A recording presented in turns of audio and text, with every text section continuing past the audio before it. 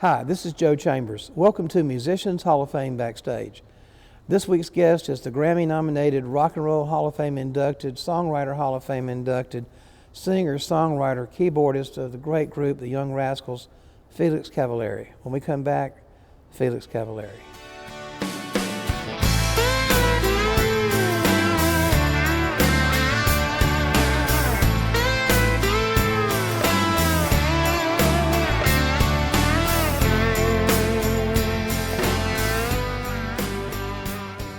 All right, we're back with Felix Cavaliere. Felix, thank you so much for being on the show with us. Pleasure. I grew up listening to your music, as millions of us did, and although we're close to the same age, you were huge. I mean, and the music is still huge, and it's just timeless. Did you think at the time when you were writing these songs that they would, 50 years maybe? True. 20 weeks? Yeah, no one really thinks like that. But I mean, the benefit that we had was to be on Atlantic Records because they thought that way. See, that place there was one of the magical events of the musical careers of many, many human beings, including Miles Davis, Ray Charles, Aretha Franklin, the Rascals. Atlantic was a special place, and they made special music every day.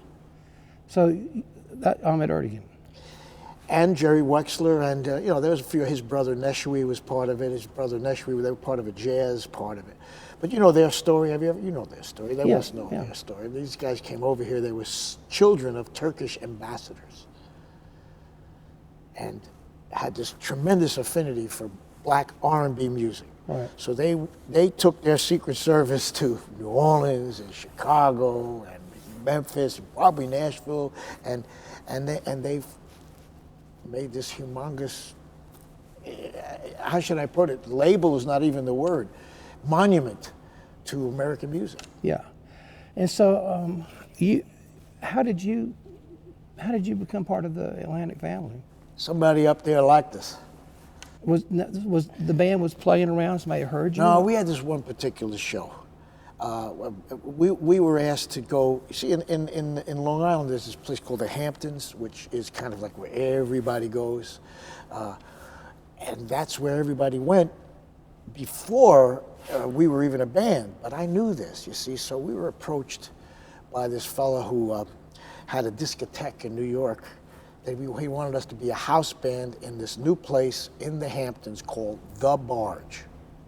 And I told my guys, I said, man, this is it. Let me tell you, everybody who's anybody in show business, banking, records, they go there for the summer. So we're gonna make it here. And then that's exactly what happened.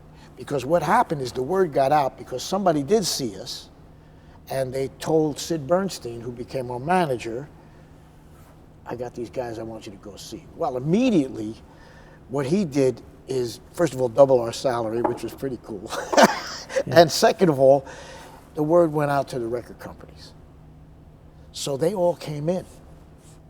So Sid was already famous for the Beatles, right? He was already famous for the Beatles. Yeah. Yeah. And as far as the direct contact to Atlantic, well, I had this idea. See, I said, you know what? I want to produce ourselves. I don't want anybody telling us what to do. Kind of like trait that I have, Yeah. Well, if you know what you're doing, Well, I was inspired by the Motown example, and I read on one of the records, Money. You remember Money? Mm-hmm. Produced by Berry Gordy. Produced, huh? I like that word. And then, of course, I was a huge Phil Spector fan, which was tough because he was one of the guys that came in to sign us. But of course, I couldn't produce ourselves with Phil Spector. I would have been a Phil Spector band. Atlantic was the only one, man, that said you could do it. Everybody else said, yeah, we're fine, but we're going to give you a staff, A&R, they called them in those days. I said no. And my band was kicking me under the table, man. What do you mean you're turning down a deal? So I was very fortunate to get Atlantic. Very fortunate. So they were that way with Ray, right? They let Ray produce his own album. Was that when he left? That's during the time when he left, exactly. Yeah. See, because he was very smart. So you dealt with Ahmet Ertegun, or who did you deal with at Atlantic? Well, I dealt with Ahmet, and of course Jerry Wexler. Mostly Jerry Wexler, because Ahmet was kind of like the chairman of the board, you know what I mean? And so he was running around the world with the Rolling Stones and guys like that, you know what I'm saying? Because he was a pretty wild character. But with the grace of God, we got two people put into that room with us that were just geniuses. One was Tom Dowd, and the other was Arif Mardin. So I knew of Tom Dowd because his name used to be on some of the records that I bought. You know, I used to see, engineered by. But I didn't know Arif Mardin. Now, Arif Mardin was George Martin to a lot of American bands, Yes. including us. He was just brilliant. And he and I really, really hit it off. We really like musically enjoyed one another's company, as well as personally. He was a great man. I miss him terribly. So, from the first day, there was a pretty high level of making music in those days. You had these guys coming over from England. They were doing some pretty good stuff. Right. So if you wanted to survive, you better make some good stuff. So what got you writing songs? We were inspired by people like the Beatles, for example, writing their own songs. Love and Spoonful, Bob Dylan. All of a sudden, this came in. So I had always been, on the creative end of things, trying to write songs and stuff like that. But I said, why can't we do it, And of course, you have to prove yourself at that. You can't just go into a record company and say, I want to write my own songs, because especially then, so we got very fortunate that we were able to succeed writing songs. A lot of people, that's their downfall. They try to write their own songs, they can't. You're a classically trained musician. Right. How did that happen? I heard people like Ray Charles play a keyboard, Fats Domino play a keyboard, Jerry Lee Lewis play a keyboard. I said, man, they play my instrument. I could play that stuff. Let me try it. But you had formal lessons, though, right? I had training in classical music. Yeah. But I had never heard anything like this. Never. Our churches didn't sing like that, man. But learning the proper music allowed you to do whatever you wanted to do, didn't it? Yes. That's the advantage that my family gave me by having great training. I did very serious training my mom, rest her soul, she wanted me to be a classical pianist. Yeah. And she passed away when I was about 13, 14, so that pressure was kind of taken off and I could kind of drift a little bit, because I wasn't even allowed to, listen to anything really that was not, at that level of music, What drew you to the Hammond B3? A friend of mine said, hey, man, there's this club up in New Rochelle. You want to go? Anyway, we go up there and I see this organ trio, the Mighty Cravers. Organ, drums, sax. I said, what is that? Now, we never heard anything like that. The guy's playing pedals, he's playing rhythm, he's playing lead, and he's singing. I said, man, you know what? I got to do that. How did you Well, I looked into it. I found out, Macy's sell Hammond organs, okay? I said, get on the train, went to New York City, which was about for a young kid, it was pretty big ride. And I walked in. And there was this gentleman there, I remember his name was Mr. Silverstein. And he was kind enough to let a guy who didn't have $1 go into a room where the products were $3,000. He said, go ahead. It's in there. I got that thing going, then I found out it was $3,000. So I thanked the man very much. I told him, I may be back, but not for a while, because we didn't have $3,000. I didn't have $3,000. But I did get, there was a thing called an L or an M, which was a smaller version of the same kind of sound system. Mm-hmm. But I just got. Did it have a Leslie with it? Well, I originally did not. See, Hammond, John Hammond, not John Hammond, I forgot his first name, but he was like one of these Thomas Edison type dudes, you know what I'm saying? He just invented stuff. this is one of the things he invented. But he had no idea what it was. Now, he had this thing playing originally through almost like a Fender amp. It sounded like crap. It was not good at all. You know, it was straight. Well, this gentleman named Leslie, I guess that was his family name, came up with this box. You know, spins. Top spins, bottom spins. The theory is it's going to, go through the whole room like that. Primarily, I guess a living room is what they were thinking. I don't know. Hammond said, no, you're not putting it in our room. We'll pull the franchise. Ended up them buying Leslie because it really made a huge difference. So the two of those together is a marriage made in heaven, see? And so now that company is just one now, I never knew that. Oh, yeah. He didn't want anything to do with Leslie. Isn't that interesting? It's totally wild. Yeah, it's wild. Because that is what makes a Hammond organ. Oh, yeah. But he didn't want nothing to do with it. He said, no, man, and if you ever heard of Hammond through a Fender amp. No, if you ever hear a guitar through a Leslie, it's awesome. Well, Eric Clapton was one of the first guys I ever heard do that. Yeah. Yeah. Well, it's an interesting thing to send your sound around the room like that. That's really a good idea. Oh, yeah. I mean, and you've got the option of the speed, Yeah. Oh, yeah. That's incredible. I had no idea that they weren't always like one and the same. No, they were banned. Okay, so you walk into Atlantic or they call you in, what happened? How did you get the deal? They gave us the deal that we wanted, that I wanted, that our lawyer got us a great deal. We had free studio time. What studio did you use? Their studio. Atlantic Studios. Atlantic Studio. I think it was 59th or 60th in Manhattan, and this is where Ray Charles, I said, this is where Miles Davis, John Coltrane. I said, wait a minute.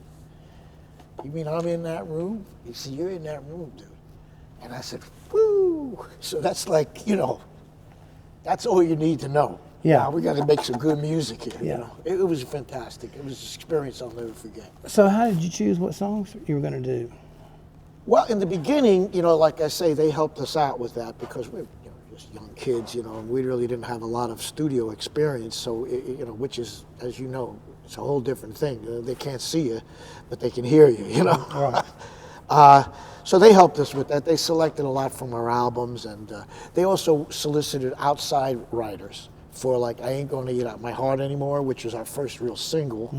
And, because that's what you did in those days. You got outside writers, to put in songs. And then we had a pretty good repertoire. I mean, we had Since I Fell For You, and we had more, We had an interesting club-oriented rock and roll band. So those songs were from our, stage show. Yeah. And so the band members, how did you get the band together? I was a college student in pre-med at the time, and I had a group I started, and I went to the Catskill Mountains for a summer, and I really didn't want to go back. I wanted to do it. One of the groups that came into the summer hotel was Joey D and the Starlighters. These guys come in, and that's where, my story really gets crazy because my life's never been the same since I met those guys. And they saw me, And about a month later, I was supposed to go back to school, and I was kind of starving to death because the summer was over. And my dad gave me permission to, never forget his words, take a year off, see if you can make it, Yeah. Which is pretty short, but anyway, I took it. And I got this call from him. They were in Europe, and their organist had quit. He had recently gotten married, and they needed an organ player quick. So I scooted off to Germany. Next thing I know, there's this band opening up for Joey D called The Beatles. Now, nobody knew him yet because they knew him over there, but they didn't know him. And that I see and hear what was to become musical history for the rest of time. What is this? Everybody's screaming and hollering. The kids are going crazy. And I see these guys with long hair. And I remember my musical impressions of them, because I'm like, what's going on here? I mean, when they played American music, they were all right. You know what I mean? They wouldn't scare anybody with that. But when they played their stuff, it was unique, to say the least. I mean, it was something like, what? Pretty cool, man. You know, dun dun dun dun dun dun dun dun dun dun dun dun dun dun dun dun dun. It's kind of different, you know what I mean? They're not on the beats like we are over here, you know what I'm saying? And I thought basically they were mostly a singing group. You know, I was not impressed with their playing. You know, I mean, I know they had some good players later, but they were all right. You know, we got, you know, the best players in the world right in this country. You know, we got the best players in the world. And I noticed that they were doing their own songs. So they tuned the girls screaming, and these guys said, oh, maybe I want to do this for a career. You know, it looked like fun. So during that period of time, you know, I met these guys when we came back to the States. Joey started this band in New York called the Starlighters. He had a club. Mm-hmm. And in the band was Gene Cornish, and actually it was Eddie Brigatti. David Brigatti, his brother, had been part of the original Starlighters. Well, I had to pass a certain test with the United States Army, and I didn't pass it. So I was a free agent. Prior to that, I really didn't want to do anything because I knew I was going to get, you know, called out. And then I met a great drummer.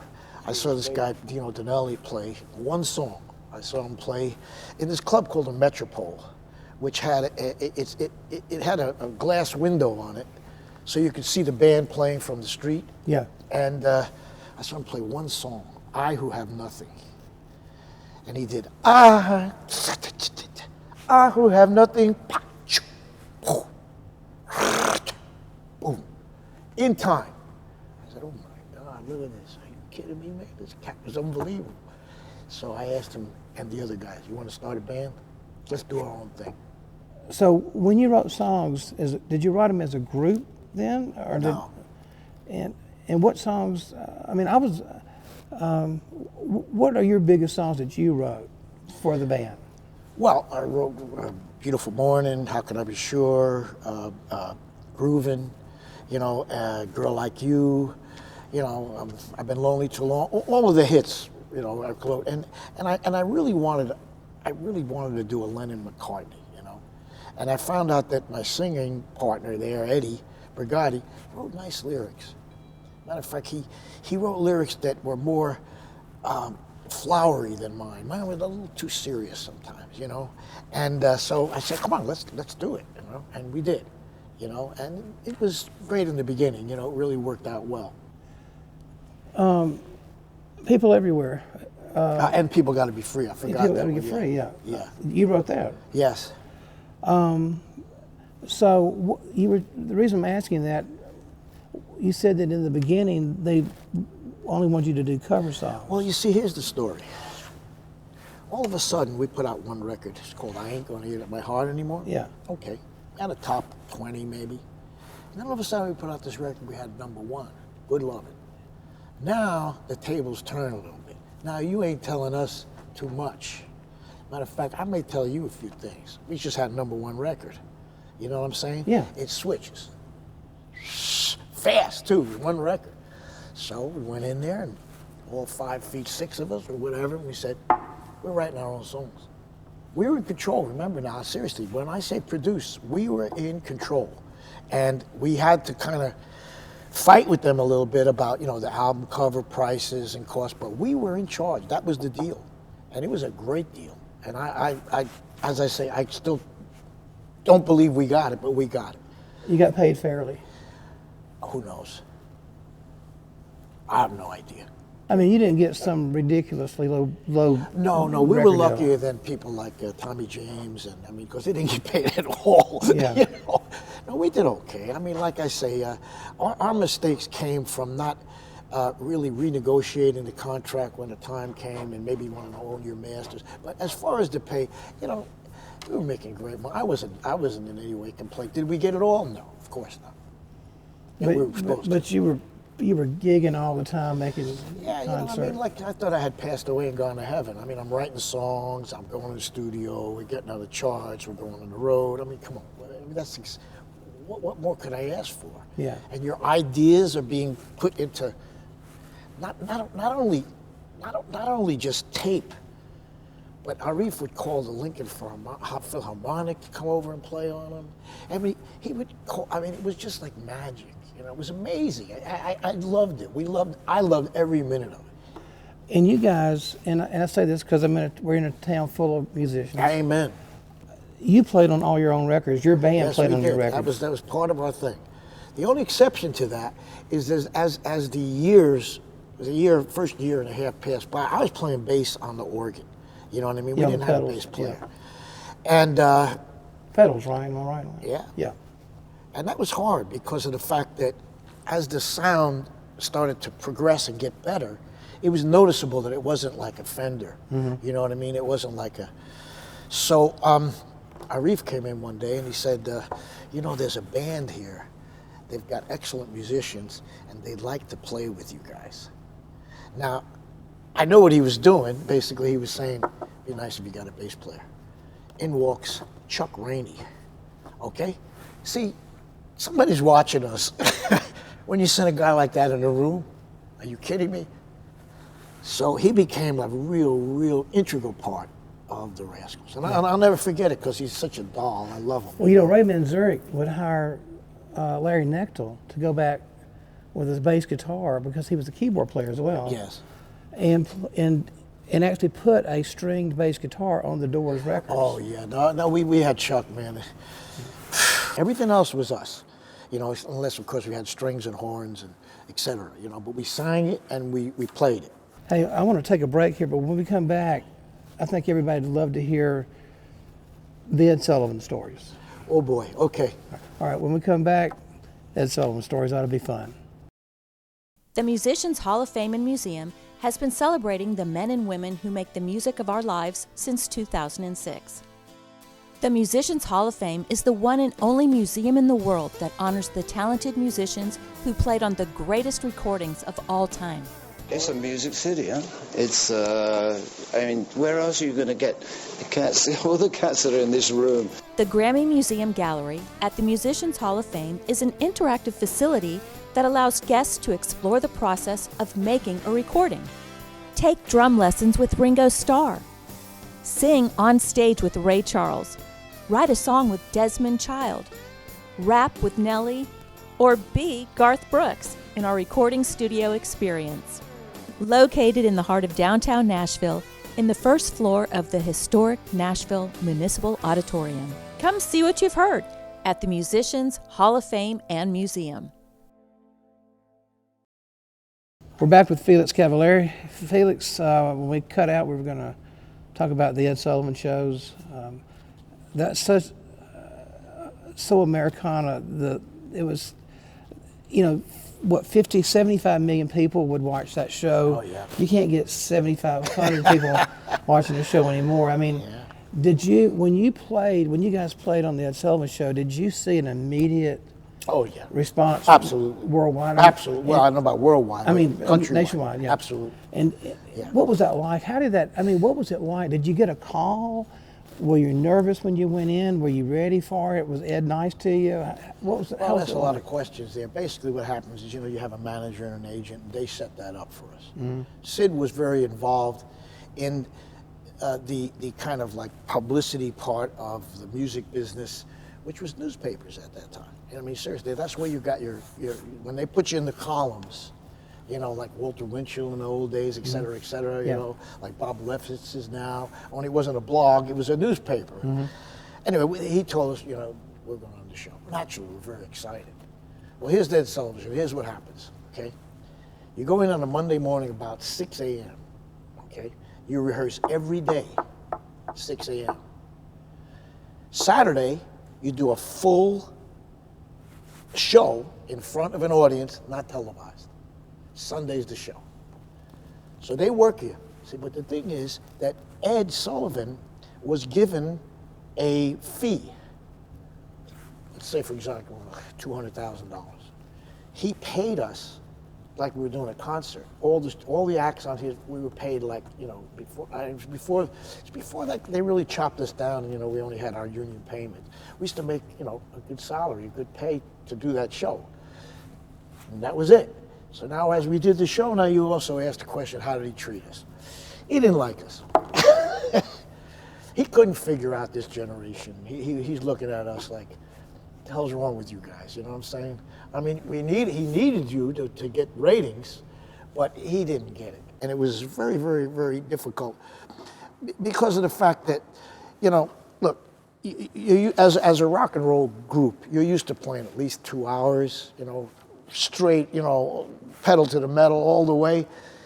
You do like 3 minutes, but you rehearse 6 days for it. So it's like, nothing, you know. So when we go back to the apartment, you know, my roommate was Eddie. He's directed the friggin' place. We had all this energy, you know, built up. You do 3 minutes. Not even, 1.5 at the top, 1.5 if you're lucky at the end, and it's over. It was a lot of energy for 2.5, 3 minutes. So it was amazing. It was an experience. It was fun. I mean, you could break a record on there just playing. Absolutely. You know, no, that's where it happens, man, because it happened in those days. I mean, you know, Stones did it, Elvis did it, you know, everybody did it, you know, that could. When did you guys really, what was the year that you guys really broke? Was it 66, 7? No, it was even before that. It was like, you know, with Good Lovin'. I think it was 65. 65, yeah. Boom! You know, that thing was #1, and we were really not ready for that. That was like, you know, instant karma, like bam, you know. Yeah. And it was really phenomenal, you know. But I remember basically when we did the West Coast for the first time. We did the Whiskey Go-Go. Mm-hmm. That's when you solidified the charts. If you got the East and the West playing your record, you hit. How did so 65, and when I think of the Rascals, I think of you guys kind of summer love garb. Amen. And You got that, you right, know, yeah. Was that fun? I mean, did you see what was happening as things were kind of evolving? Sure. From the early mid 60s? Well, you know, there's two really answers to that. First is musically, absolutely, because you know we were always tuned into each other. You know what I mean? Matter of fact, our whole generation, I like to say, was tuned into each other. That's what I do as part of my shows. You know, I do this thing. I say, like, you know, we didn't have any iPhones, we didn't have any internet. We had music. Yeah. And we were all tied together by that music. And a lot of us, I should speak for myself, were tuned in to the news and the politics, and especially the civil rights in my part. And you know, we really wanted to change what we thought was our parents' world. With all due respect to them, well, let's stop this. You know, let's make a new beginning. Very, very, very rebellious generation. Well, I mean, also, you know, I think a lot of people look back and maybe even have a more liberal view of Vietnam than they did at the time. Now, yeah. I mean, at the time, you know, you believed everything that you were told, and except there was a group of people who didn't, you know, who were right. Absolutely. Yeah. And no, you know, I mean, and that's another thing I do on my shows. I thank those guys for their service to Vietnam. Absolutely. Absolutely. Well, Felix, again, thank you so much for doing pleasure, this. man. I've been a fan for forever, and Enjoyed it. You're a great guy. Thank you. Thank you. See you next week on Musicians Hall of Fame Backstage.